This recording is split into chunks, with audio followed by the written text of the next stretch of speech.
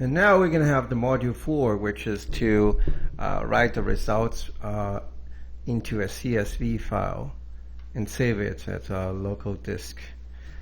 We've already have to trace the results. What we are going to do is that we're going to run this module 4. So basically, this module 4 is going to take the result list as a collection of the results we had from module 3.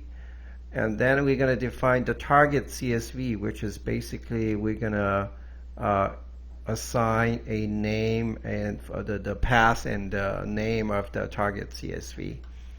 So, and then we're going to have the structure of that CSV. So, one by one. So this trace results were is generated by module 3. This target CSV is defined prior to running of this module 4. So we define it here. We say that it is in the data, then output, and then the file name is called the trace results. Results.csv. And then the third part, the trace results structure, is when we're using the module, we will need that. We'll come to that later.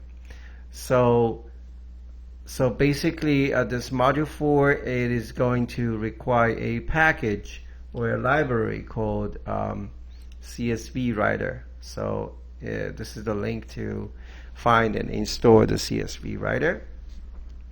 So once it is installed, then we can create a new instance, which is called the create CSV Writer, by requiring a new create objective, whatever. So it is going to have an instance, which is a kind of an object or a method to write to CSV file. So then we're going to have a CSV writer, and this time it's going to be a instance again. Then we're going to use this method called create CSV writer, and basically the method is going to define the path, which is the path and name of the file. And we're going to specify that yes, so don't overwrite the existing CSV, instead append the records into it.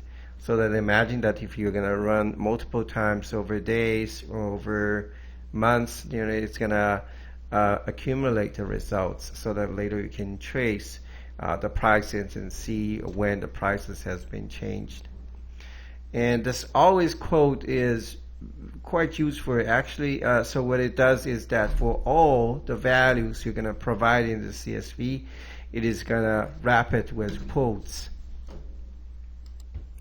So the values won't be messed up if there are commas inside those string values.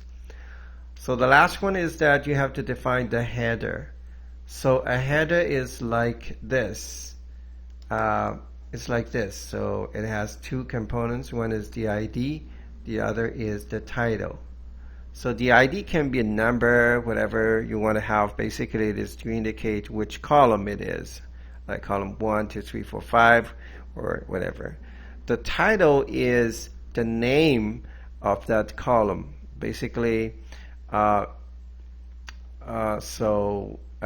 is like, in Excel, the column names in the first row.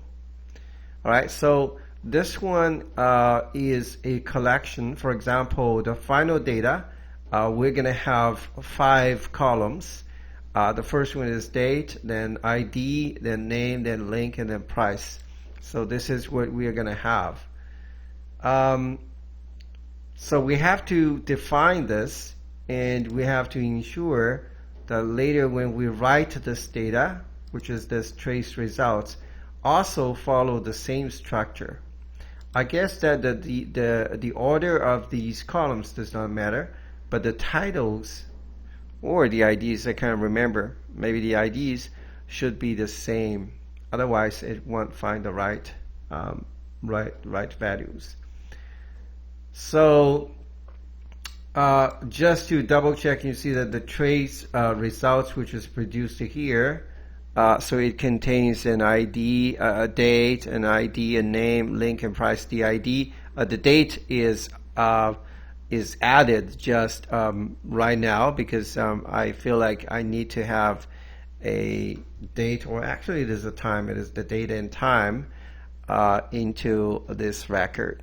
So each piece of the record will have the current date and time, and also these four columns. All right. So again, so these kind of definitions, I put it in the input instead of putting that into the program. So now I have another JS file which is called the trace result structure. And in the work file, I'm gonna import that structure as a variable into the program. All right, and then in this program, I'm gonna use that in the module 4, and basically the module 4 is gonna use that to import the data and write to the CSV. All right, so to this part, it is the definition of this method and the configuration of the settings, like which file, is it a pending or what, and do we have to add quotes, and also what is the structure of that, so all of that are defined. So the final step in this module 4 is to write, using that method, to write the records into this target file using the data. This is the data that we have from module 3. All right.